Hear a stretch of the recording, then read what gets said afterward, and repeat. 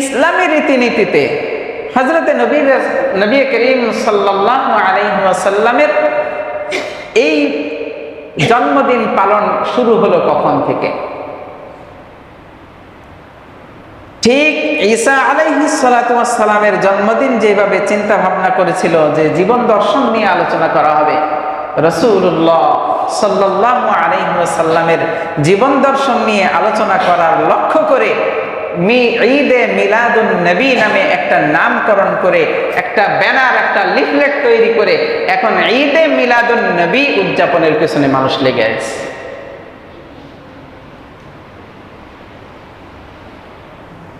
আজ থেকে 15-20 বছর বা 25 বছর আগেও আপনারা যারা ছিলেন, বর্তমান সময়ে ঈদে মিলাদুন নবী যেইভাবে পালন হয় এইভাবে পালন হইতে দেখছেন? কথা বলেন, দেখছেন? এটা নবীজি সাল্লাল্লাহু আলাইহি ওয়াসাল্লামের মুআজিজা যে 14 বছর, 1450 বছর পার হয়ে গেছে, এখন পর্যন্ত ঈসা আলাইহিস সালাতু ওয়াস সালামের অনুসারীর মতো এমন বিভ্রান্তিকর অবস্থার মধ্যে এখনো জাতি পড়ে নাই। এটা হলো নবীজি সাল্লাল্লাহু আলাইহি ওয়াসাল্লামের মুআজিজা। যদি মুআজিজা না হইতো এতদিন পর্যন্ত সেই পর্যন্ত পৌঁছায় যাইত। কিন্তু বর্তমান সময়ের দিকে লক্ষ্য করেন, দিন যাচ্ছে, বছর যাচ্ছে, আস্তে আস্তে এই উদযাপনের গতিগুলো আরো বাড়তেছে।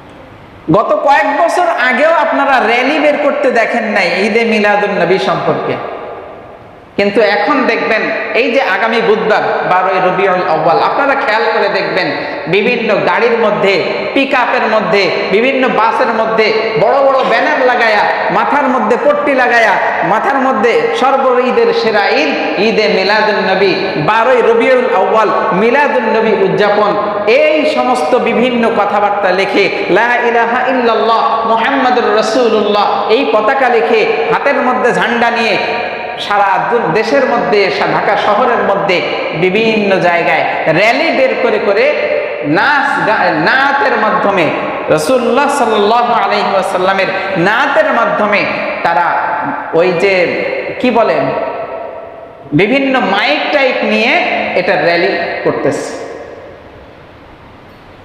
খুব সূক্ষ্মভাবে বুঝেন তো, হযরত ঈসা আলাইহিস সালাতু ওয়াস সালামের যখন এই দিবস উদযাপন শুরু হইল, তখন উদযাপন ছিল কিভাবে?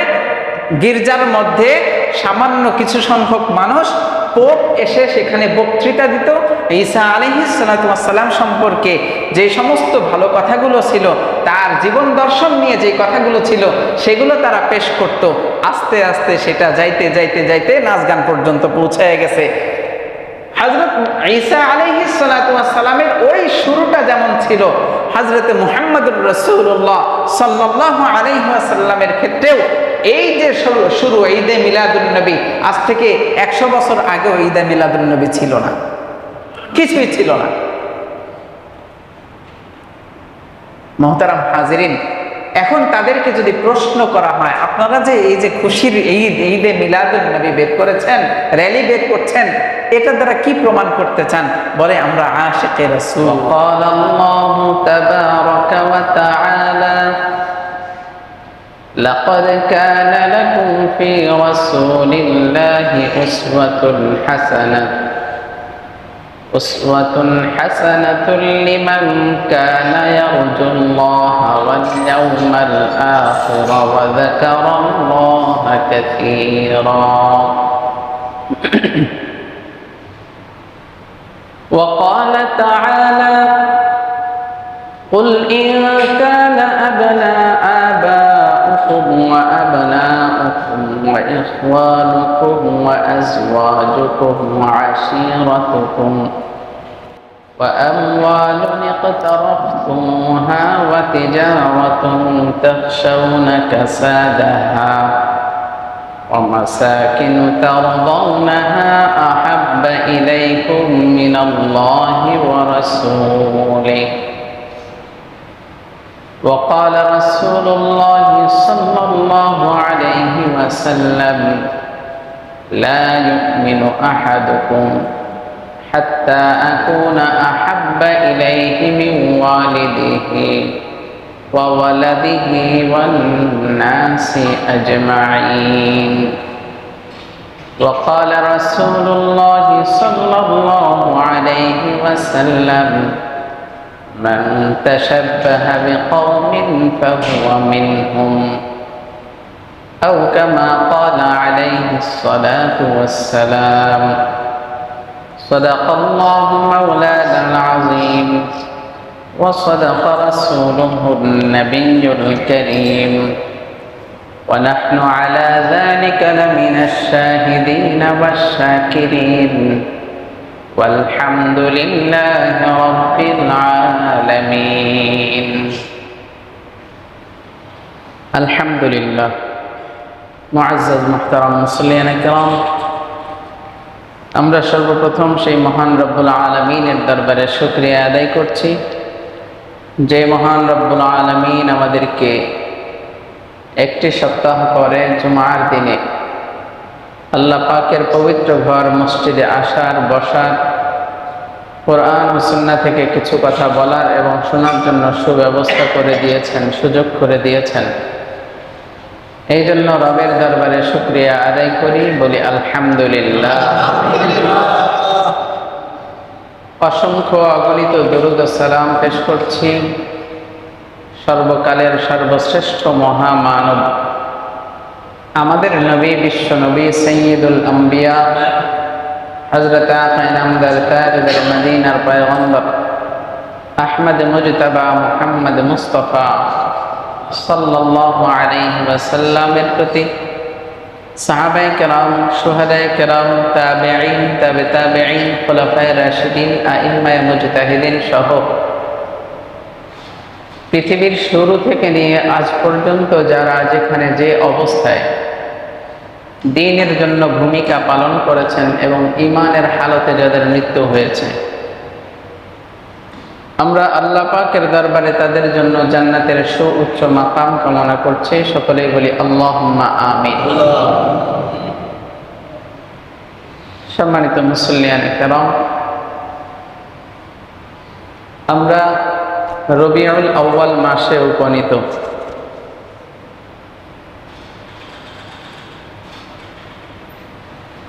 এই রবিউল আউয়াল মাস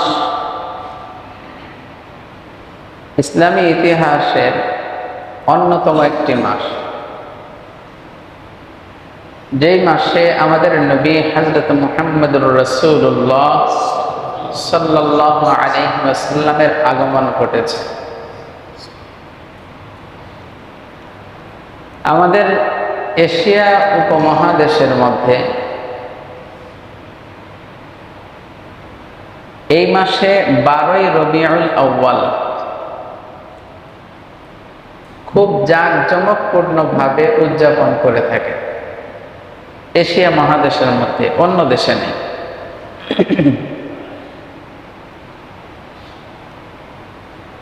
তারা কারণ হিসাবে গ্রহণ করে নিয়েছে যে 12ই রবিউল আউয়ালেই নবীজি সাল্লাল্লাহু আলাইহি ওয়াসাল্লামের জন্মগ্রহণ।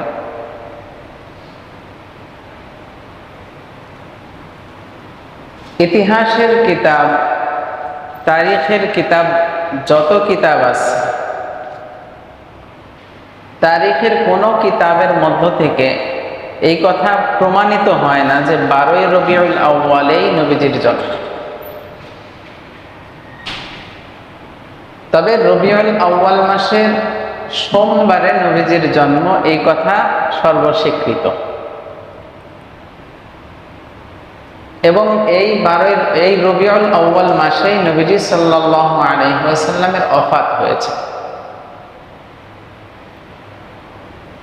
নবীজির জন্ম হয়েছে রবিউল আউয়াল মাসে, 63 বছর পর নবীজির ওয়াফাতও হয়েছে রবিউল আউয়াল মাসে। জন্ম এবং ওয়াফাতের মাঝের সময়টা কতদিন? 63 বছর।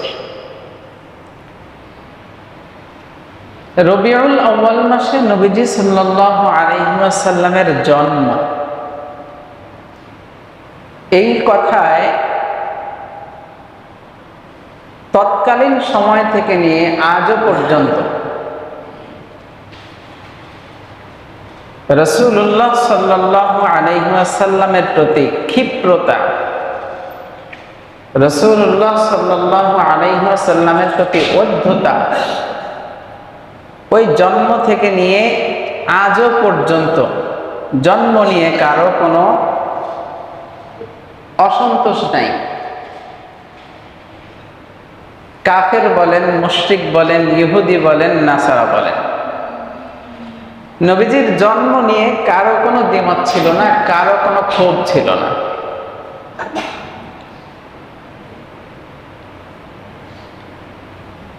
এই জন্য ওকে একটু দেখেন,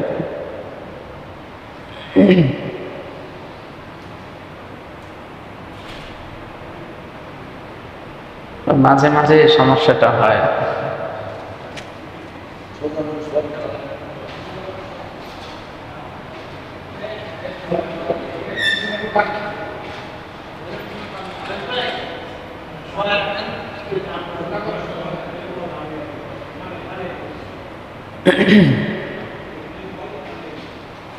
তো রাসূলুল্লাহ সাল্লাল্লাহু আলাইহি ওয়াসাল্লামের জন্ম নিয়ে কারো কোনো ক্ষোভ এ যাবৎ পর্যন্ত নাই বা ইতিপূর্বেও ছিল না। কথাটা একটু ভিন্ন রকম শোনাবে, আমি ব্যাখ্যা দিব। কাফের বলেন, মুশরিক বলেন, ইহুদি বলেন, নাসারা বলেন, সমস্ত মানুষই এক বাক্যে নবীজির জন্মে কোনো অসন্তুষ্টি প্রকাশ করেনি। অসন্তুষ্টি প্রকাশ শুরু হয়েছে নবীজি সাল্লাল্লাহু আলাইহি ওয়াসাল্লামের বয়স যখন 40 বছর পূর্ণ হয়েছে, নবুয়ত প্রাপ্তি হয়েছেন, তখন থেকে। এর আগ পর্যন্ত কারো নবীজির ব্যাপারে কোনো অভিযোগ ছিল না। এজন্য আমরা সবাই তো খুশি, তাই না? নবীজির জন্মে সবাই খুশি না? সবাই খুশি। নবীজি সাল্লাল্লাহু আলাইহি ওয়াসাল্লামের জীবনী বিষয়ে আলোচনা করা এটা আমাদের সৌভাগ্যের বিষয়।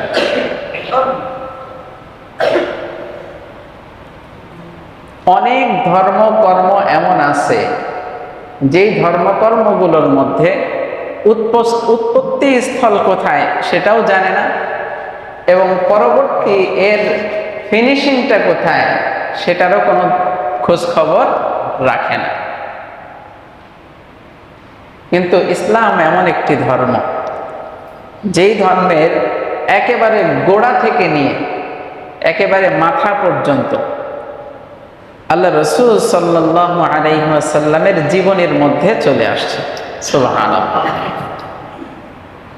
এজন্য তো আমরা সবাই খুশি, তাই না? আলহামদুলিল্লাহ। আল্লাহ পাক রব্বুল আলামিন নবীজি সাল্লাল্লাহু আলাইহি ওয়াসাল্লামের জন্মের পূর্বের কিছু আলামত কাফেরদের সামনেও তুলে ধরেছিলেন। কাফেরদের সামনে নবীর জন্মের কিছু আলামত তুলে ধরার কারণে তারা এটাতে কখনো দ্বিমত পোষণ করেই নাই, বরং এটাকে সাধুবাদ জানাইছে।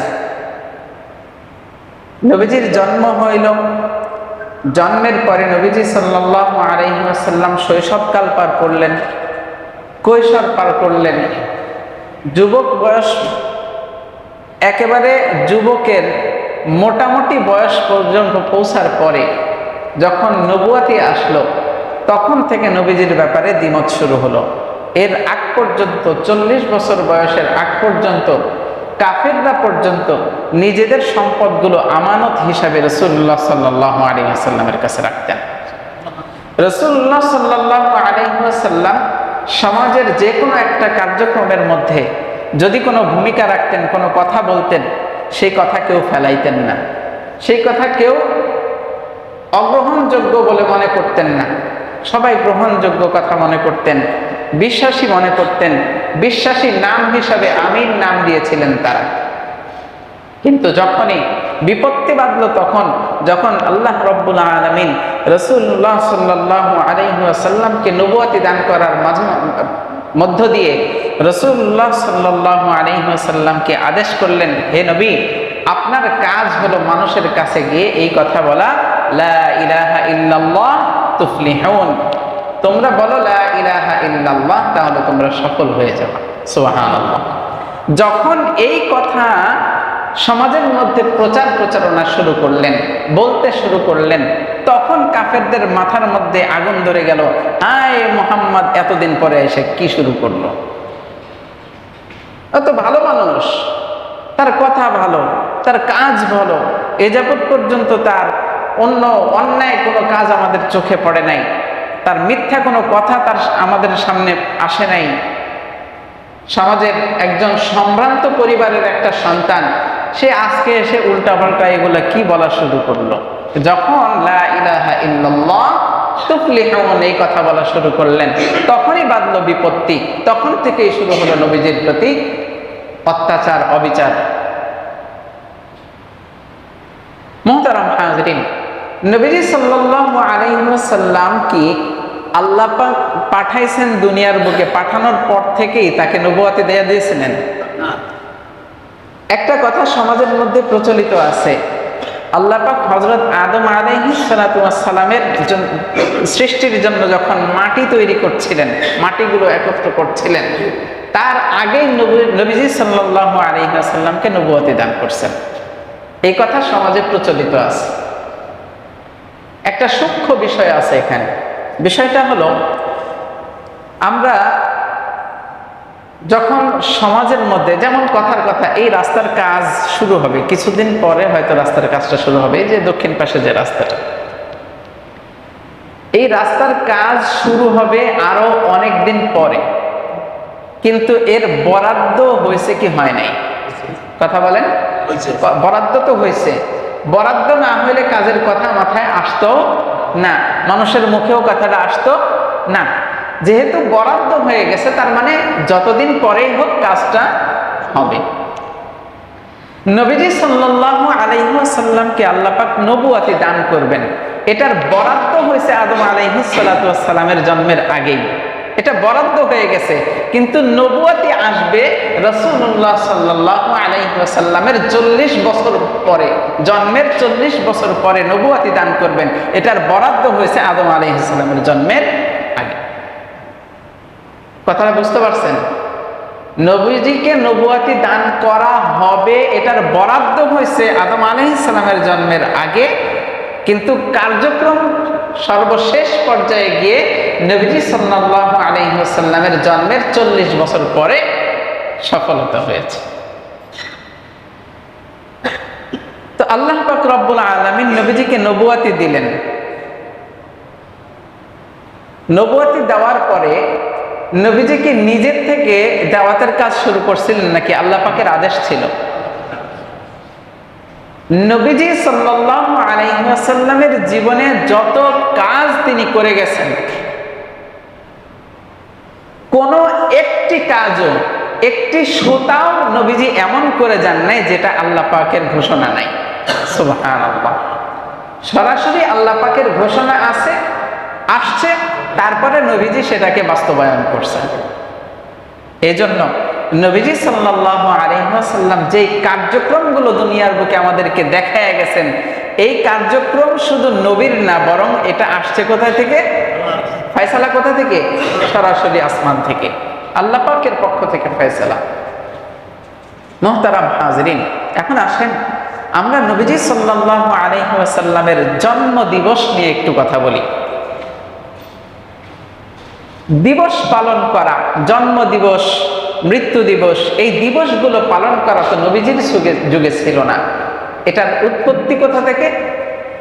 জন্ম দিবস পালন করার উৎপত্তি হলো খ্রিস্টীয় ধর্ম থেকে। কোথা থেকে? খ্রিস্টান ধর্ম থেকে। খ্রিস্ট ধর্মের হযরত ঈসা আলাইহিস সালাতু ওয়াস সালামের অনুসারী যারা ছিল, ঈসা আলাইহিস সালাতু ওয়াস সালাম যতদিন দুনিয়ার বুকে ছিলেন, দুনিয়ার বুকে যতদিন ছিলেন, ততদিন পর্যন্ত ঈসা আলাইহিস সালাতু ওয়াস সালামের ব্যাপারে কোনো জন্মদিন পালনের অভ্যাস ছিল না। ঈসা আলাইহিস সালাতু ওয়াস সালাম আসমানে আল্লাহ পাক উঠায় এনেছেন, এরও 300 বছরের মধ্যেও ঈসা আলাইহিস সালাতু ওয়াস সালামের জন্মদিবস পালনের কোনো উত্থান, ঈসা আলাইহিস সালাতু ওয়াস সালামের এই দিবসটাকে, জন্মদিনটাকে আমরা একটু উদযাপন করে তার শিক্ষা, তার চিন্তাধারা, তার দীক্ষা, এই সবগুলো বিষয়ে আলোচনা করলে আমাদের ভিতরে একটু ঈমানটা তাজা হবে।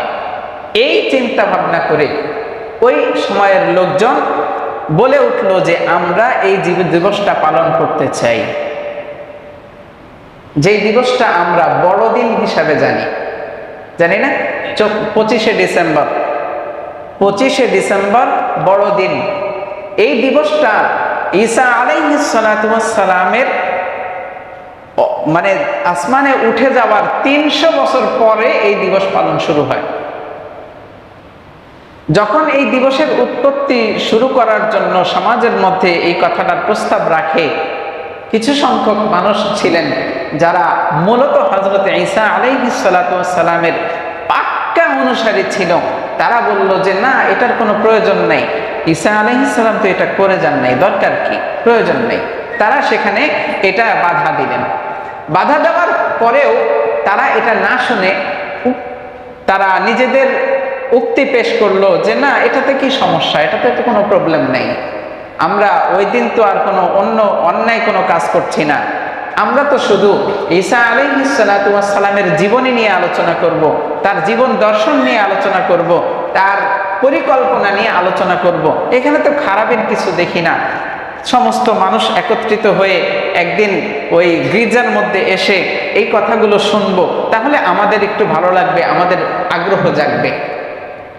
এইভাবে এই প্রচলনটা ওখান থেকে শুরু হয়ে দীর্ঘদিন পর্যন্ত এইভাবেই চলতে থাকলো যে ওই গির্জার মধ্যে এসে একজন পাদ্রী, যাকে বলা হয়, একজন পাদ্রী এসে ঈসা আলাইহিস সালাতু ওয়াস সালাম সম্পর্কে ভালো ভালো কথাগুলো, তার জীবন দর্শন সম্পর্কে জানাইতে থাকলেন। দীর্ঘদিন পর্যন্ত এইভাবেই চলতে থাকলো। একটা পর্যায়ে গিয়ে পরের মানুষগুলো, পরবর্তী প্রজন্মের মানুষগুলো চিন্তা ভাবনা করলেন যে এই যে কাজটা চলতেছে, এই কাজে তো সমস্ত মানুষ একত্রিত হচ্ছে না, অনেক মানুষ এখনো বাইরে আছে, আমরা চাই সবাইকে একত্র করার। এই চিন্তা ভাবনায় আমরা এটার আয়োজন করি। তো এখানে যেহেতু সবাই একত্রিত হচ্ছে না, নতুন একটা বিষয় এটার সাথে অ্যাড করা হোক। যদি অ্যাড করা হয় তাহলে হয়তো কিছু সংখ্যক মানুষ বাড়বে বা সবাই আকৃষ্ট হবে। তখন এই চিন্তা ভাবনায় গান আর বাদ্যের আয়োজন করা হলো। চিন্তা করবেন, ঈসা আলাইহিস সালাতু ওয়াস সালামের জীবন দর্শন নিয়ে আলোচনাটা দীর্ঘদিন যাবৎ চলছিল। শুরু এখান থেকে, প্রাথমিক অবস্থায়, প্রাথমিক দৃষ্টিকোণ থেকে দেখলে এটা সুন্দরই মনে হবে। দ্বিতীয় পর্যায়ে এটার সাথে সুন্দরভাবে সূক্ষ্মভাবে অ্যাড করে দিল গান বাদ্য। এই গান বাদ্য যখন শুরু হলো, কিছু মানুষ বাড়তে শুরু করলো, এখনো সমস্ত মানুষ আসা শুরু হয় নাই। এই জন্য পরবর্তী প্রজন্ম দীর্ঘদিন এটার উপরে চলতে থাকলো। পরবর্তী প্রজন্ম এসে আবার চিন্তা ভাবনা করলো, এটা তো যেহেতু আনন্দর উল্লাসেরও ব্যবস্থা আছে, ভালো কথারও ব্যবস্থা আছে, ভালো জীবন দর্শনেরও ব্যবস্থা আছে, তো আমরা এটার সাথে আরেকটু কিছু অ্যাড করে দিলে সমস্ত যুবকরা পর্যন্ত এখানে সামিল হবে। এই চিন্তা ভাবনায় তারা নতুন করে আরেকটা বিষয় অ্যাড করলো, সেটা হলো নৃত্যের আয়োজন, নৃত্য, নাচ গানের আয়োজন। নাউযুবিল্লাহি মিন যালিক। কথাগুলো সূক্ষ্মভাবে বুঝবেন। উৎপত্তি ছিল কোথায় থেকে? যে ঈসা আলাইহিস সালাতু ওয়াস সালামের জীবন দর্শন নিয়ে আলোচনা হবে, তার জীবন কর্ম নিয়ে আলোচনা করা হবে। সেখান থেকে পরবর্তীতে সূক্ষ্মভাবে গান বাদ্য অ্যাড হয়ে গেল। তার পরবর্তীতে এসে এটাকে আস্তে আস্তে কলা কৌশলে এটার ভিতরে নাচের গানের আয়োজন পর্যন্ত ঢুকাইয়া দিল। সুতরাং ওই যে শুরুতে যেই চিন্তা ভাবনা ছিল, ওই চিন্তা ভাবনা সঠিক ছিল না। ওই সঠিক চিন্তা ভাবনা থেকে সরে গিয়ে যেহেতু এই উদযাপন শুরু করছে, আস্তে আস্তে এটার ভিতরে দৈনতা শুরু হয়েছে, এটার ভিতরে বিভিন্ন ধরনের অপকর্ম শুরু হয়েছে, গান বাজনা শুরু হয়েছে, নাচ নর্তকীর উদযাপন শুরু হয়েছে। আস্তে আস্তে এটার এমন একটা পর্যায়ে এসছে বর্তমান সময়ে আপনারা ইউরোপ আমেরিকা এই দেশগুলোতে দেখবেন সারা বছরে মদের যে আয়োজন হয়, মদ যে পরিমাণ সারা বছরে বেচা কিনা হয়, ওই 25শে ডিসেম্বর বড়দিনে তার চাইতে সারা বছরে যা বেচা কিনা হয় তার চাইতে অধিক পরিমাণে বেচা কিনা। ওই দিন যে পরিমাণ নাচ গানের আয়োজন হয় সারা বছর তার চাইতে কম হয়। এই বড়দিন উপলক্ষে যেই সমস্ত নারীরা তাদের নিজেদের সম্ভ্রম হারায়, সারা বছরে ওই পরিমাণ সম্ভ্রম হারায় না। তাহলে চিন্তা ভাবনা ছিল শুরুতে শুধুমাত্র ঈসা আলাইহিস সালাতু ওয়াস সালামের জীবন দর্শন নিয়ে আলোচনা করা, শেষ পর্যায়ে গিয়ে এটা কোন জায়গায় পর্যন্ত পৌঁছলো? এমন একটা পর্যায়ে গিয়ে পৌঁছাইছে যেই পর্যায়টা ইসলামী রীতিনীতির তো বাহিরেই, বরং তারা জান্নাতে যে যাবে এর কোনো সামান্য পরিমাণ লেশ মাত্রও নেই, বরং জাহান্নাম ওয়াজিব হওয়ার রাস্তা খুলে ফেলছে। এখন আসেন ইসলামী রীতিনীতিতে হযরতে নবী করিম সাল্লাল্লাহু আলাইহি ওয়াসাল্লামের এই জন্মদিন পালন শুরু হলো কখন থেকে? ঠিক ঈসা আলাইহিস সালাতু ওয়াস সালামের জন্মদিন যেভাবে চিন্তা ভাবনা করেছিল যে জীবন দর্শন নিয়ে আলোচনা করা হবে, রাসূলুল্লাহ সাল্লাল্লাহু আলাইহি ওয়াসাল্লামের জীবন দর্শন নিয়ে আলোচনা করার লক্ষ্য করে ঈদে মিলাদুন নবী নামে একটা নামকরণ করে, একটা ব্যানার, একটা লিফলেট তৈরি করে এখন ঈদে মিলাদুন নবী উদযাপনের পেছনে মানুষ লেগে আছে।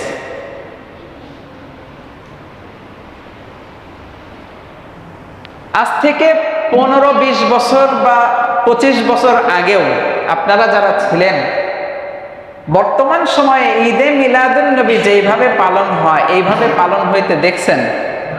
কথা বলেন, দেখছেন? এটা নবীজি সাল্লাল্লাহু আলাইহি ওয়াসাল্লামের মুআজিজা যে 14 বছর, 1450 বছর পার হয়ে গেছে, এখন পর্যন্ত ঈসা আলাইহিস সালাতু ওয়াস সালামের অনুসারীর মতো এমন বিভ্রান্তিকর অবস্থার মধ্যে এখনো জাতি পড়ে নাই। এটা হলো নবীজি সাল্লাল্লাহু আলাইহি ওয়াসাল্লামের মুআজিজা। যদি মুআজিজা না হইতো এতদিন পর্যন্ত সেই পর্যন্ত পৌঁছায় যাইত। কিন্তু বর্তমান সময়ের দিকে লক্ষ্য করেন, দিন যাচ্ছে, বছর যাচ্ছে, আস্তে আস্তে এই উদযাপনের গতিগুলো আরো বাড়তেছে।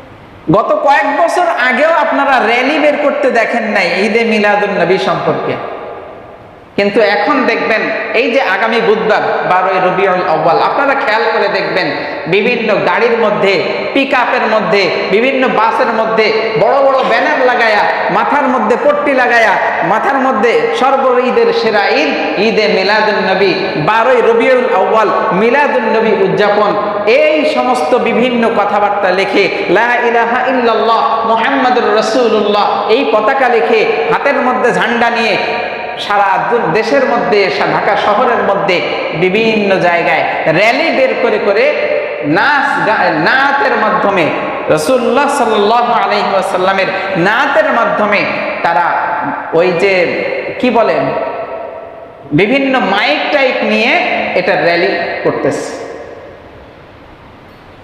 খুব সূক্ষ্মভাবে বুঝেন তো, হযরত ঈসা আলাইহিস সালাতু ওয়াস সালামের যখন এই দিবস উদযাপন শুরু হইল, তখন উদযাপন ছিল কিভাবে? গির্জার মধ্যে সামান্য কিছু সংখ্যক মানুষ, পোপ এসে সেখানে বক্তৃতা দিত, ঈসা আলাইহিস সালাতু ওয়াস সালাম সম্পর্কে যে সমস্ত ভালো কথাগুলো ছিল, তার জীবন দর্শন নিয়ে যে কথাগুলো ছিল সেগুলো তারা পেশ করত। আস্তে আস্তে সেটা যাইতে যাইতে যাইতে নাচ গান পর্যন্ত পৌঁছায় গেছে। হযরত ঈসা আলাইহিস সালাতু ওয়াস সালামের ওই শুরুটা যেমন ছিল, হযরতে মুহাম্মদুর রাসূলুল্লাহ সাল্লাল্লাহু আলাইহি ওয়াসাল্লামের ক্ষেত্রেও এই যে শুরু ঈদে মিলাদুন নবী, আজ থেকে 100 বছর আগেও ঈদে মিলাদুন নবী ছিল না, কিছুই ছিল না। মুহতারাম হাজিরিন, এখন তাদেরকে যদি প্রশ্ন করা হয়, আপনারা যে এই যে খুশির ঈদ ঈদে মিলাদুন নবী বের করেছেন, র্যালি বের করছেন, এটা দ্বারা কি প্রমাণ করতে চান? বলে আমরা আশিকে রাসূল। আল্লাহু আকবার। কি বলে? আশিকে রাসূল। আরে আশিকে রাসূল কি নবীজির সাহাবীর চাইতে তুমি বেশি আশিক হয়ে গেল? নবীদের সাহাবায়ে রাদিয়াল্লাহু আনহুম আজমাইনগণ যে পরিমাণ ত্যাগ তিতিক্ষা স্বীকার করেছেন, যেই পরিমাণ রাসূলকে মহব্বত করেছেন, ওর এক কিঞ্চিত পরিমাণ মহব্বত তো আপনার আমার ভিতরে নাই। আপনি আমি আশিকে রাসূল দাবি করছি আর র্যালি বের করতেছি।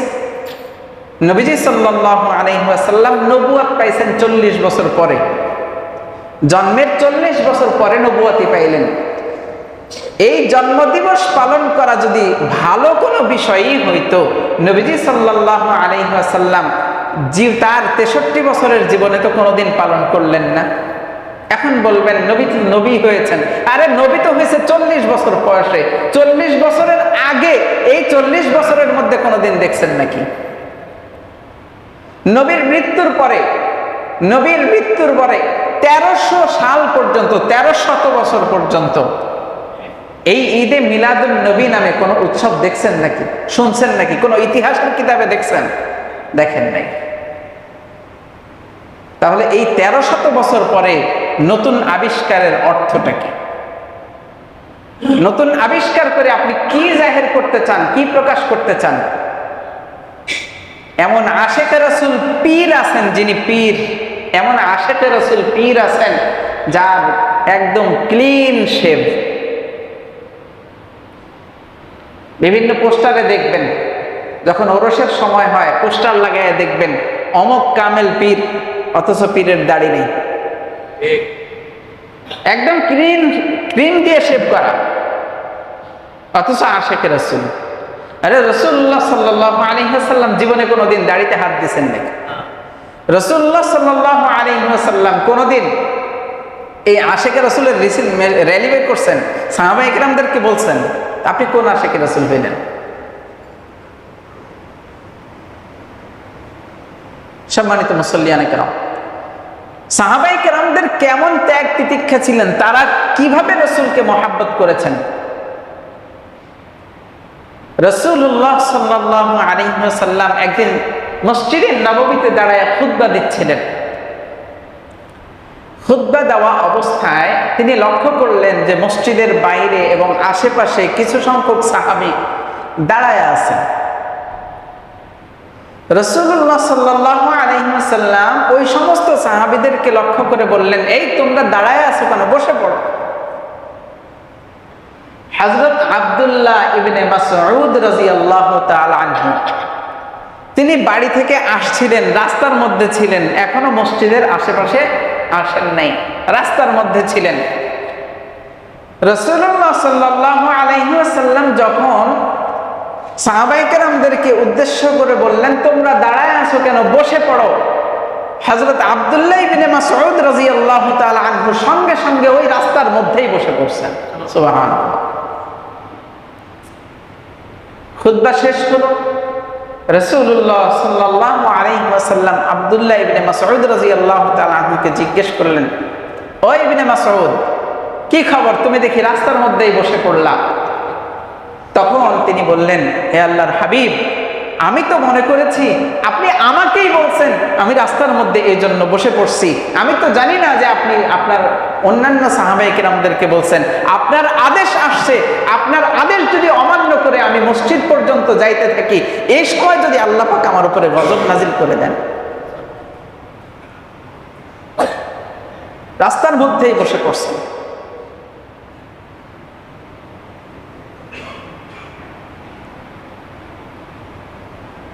উহুদের যুদ্ধের সময় রাসূলুল্লাহ সাল্লাল্লাহু আলাইহি ওয়াসাল্লামের দিকে যখন বর্ষার আঘাতগুলো আসার উপক্রম, তীর মারছে, রাসূলের দিকে ইশারা করে তীর মারছে, রাসূলের দিকে ইশারা করে বর্ষা নিক্ষেপ করছে। হযরত আবু দুজানা রাদিয়াল্লাহু তাআলা আনহু তিনি দেখলেন যে না, রাসূলুল্লাহ সাল্লাল্লাহু আলাইহি ওয়াসাল্লাম তো এখানে যুদ্ধে মগ্ন আছেন, রাসূলের গায়ে যদি তীর লেগে যায় তাহলে আমি দুজানা বেঁচে থেকে কি করব। এই জন্য আবু দুজানা রাদিয়াল্লাহু তাআলা আনহু তিনি দৌড়ে রাসূলুল্লাহ সাল্লাল্লাহু আলাইহি ওয়াসাল্লামের কাছে চলে গেলেন, গিয়ে তিনি বুক পেতে দিলেন যে সমস্ত বর্ষার আঘাতগুলো যেন আমার বুকের মধ্যে আসে। বুক পেতে দেওয়ার পরে তিনি চিন্তা করলেন, আমি যদি বুকটা পেতে দেই তাহলে তো আমার পিছনে রাসূল সাল্লাল্লাহু আলাইহি ওয়াসাল্লাম পড়ে যান। আমি চাই না আমার পিছনে নবীজি থাকুক, না, আমি আমার বুকটা রাসূলের দিকে দিয়ে আমার পিঠে সমস্ত বর্ষার আঘাতগুলো নিব।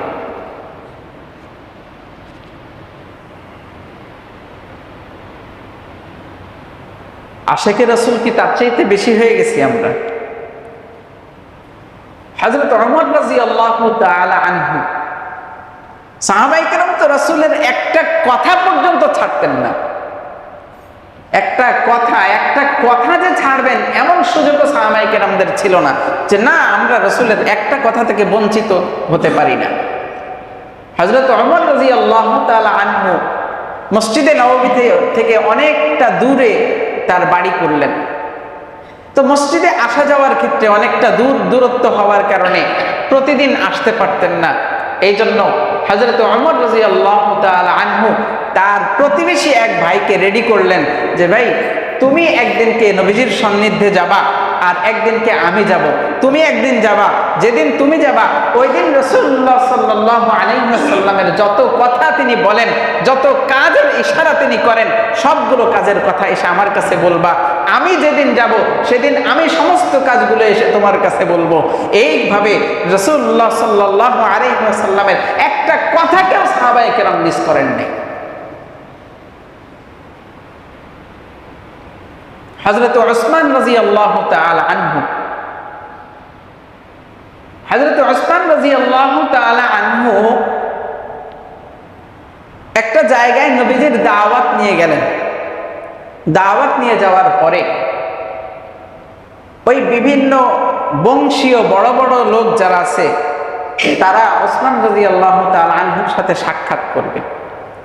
যখন সাক্ষাৎ করতে আসবে, এই মুহূর্তে হযরত উসমান রাদিয়াল্লাহু তাআলা আনহু ঘর থেকে বের হয়ে, ওই পায়জামা পরা অবস্থায় ছিলেন, ঘর থেকে বের হয়ে গেলেন। হযরত উসমান রাদিয়াল্লাহু তাআলা আনহুর চাচাতো ভাই তিনি বললেন, হযরত উসমান রাদিয়াল্লাহু তাআলা আনহু পায়জামা পরা ছিলেন, কিন্তু পায়জামাটা অনেকটা উপরে পরা ছিলেন, মানে হাঁটু এবং পায়ের গিরা এই দুইটার মাঝামাঝি অবস্থায় অনেকটা উঠানো ছিল। তো তার চাচাতো ভাই তাকে বললেন যে, আমার ভাই, আপনি যে তাদের সামনে যাচ্ছেন, তারা মানুষকে ওই যখন তাদের লুঙ্গির কাপড় অথবা তাদের পোশাক পরিচ্ছদগুলো যতটা নিচে থাকে তারা সেইভাবে তাদেরকে সম্মান প্রদর্শন করে। আপনি যে কাপড়টা উপরে উঠায় এনেছেন, আপনাকে তো তেমন একটা গুরুত্ব দিবে না, আপনি কাপড়টা একটু নামায়া দেন।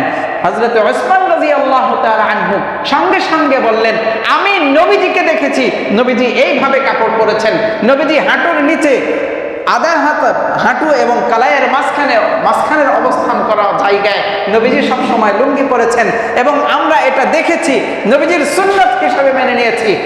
তারা আমাকে ভালো চোখে দেখুক আর খারাপ চোখে দেখুক, এটা আমার দেখার বিষয় না।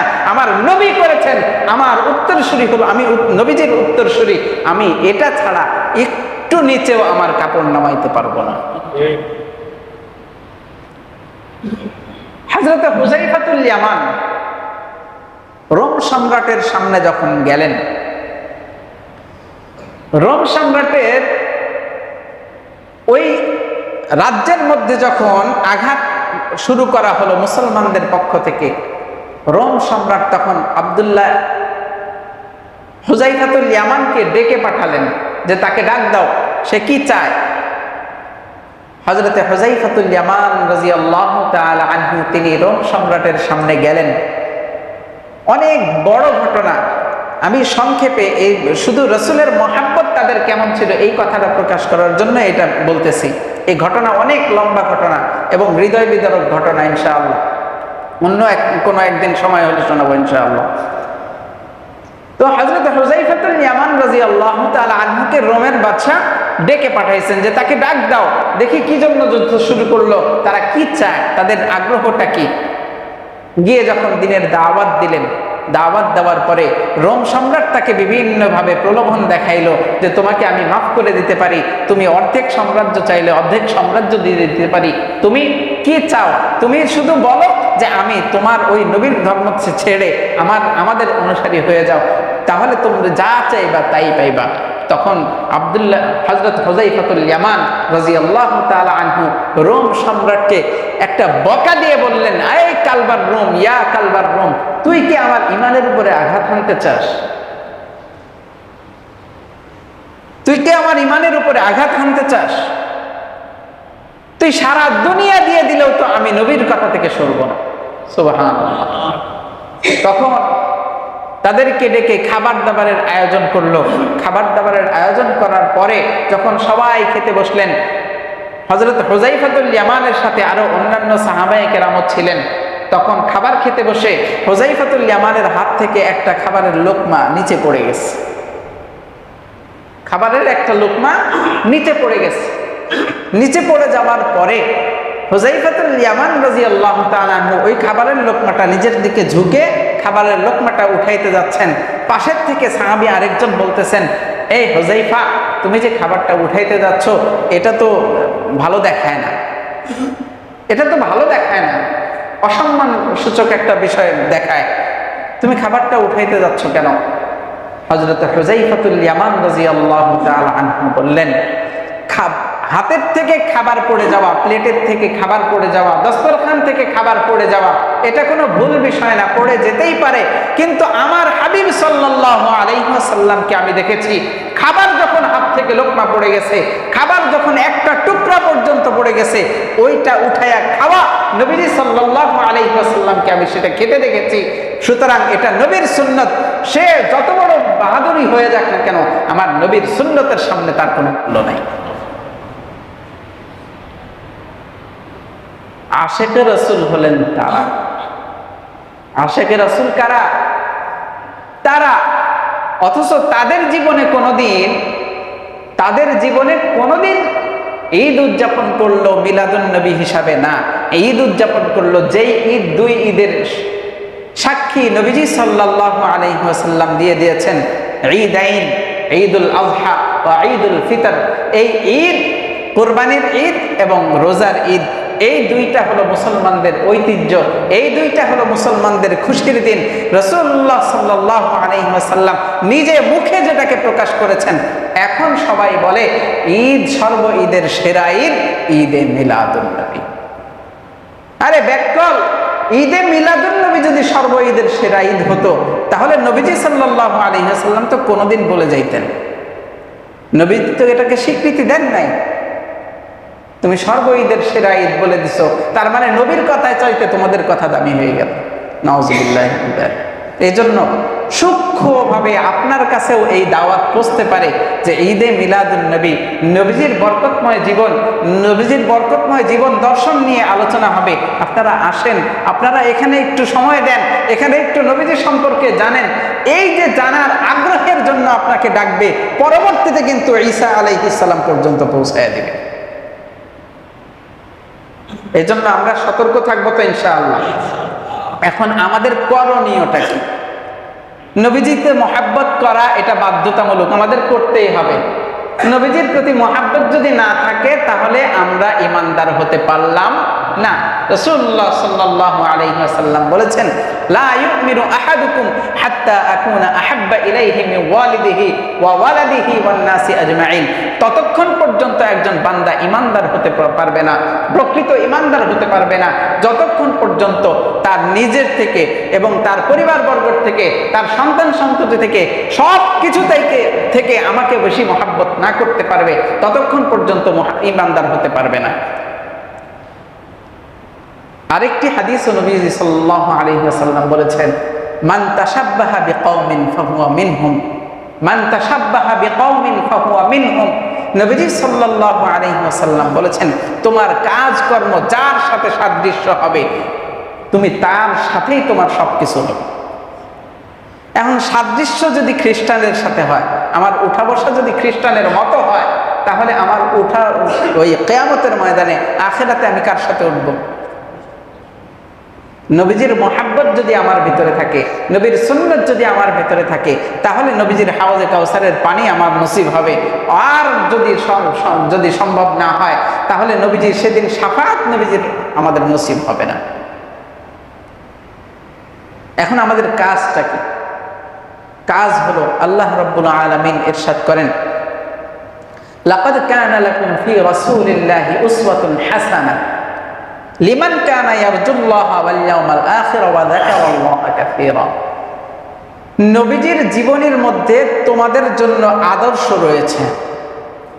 নবীজির জীবনের মধ্যে তোমাদের জন্য আদর্শ রয়েছে, উত্তম চরিত্রের মধ্যে তোমাদের জন্য আদর্শ রয়েছে।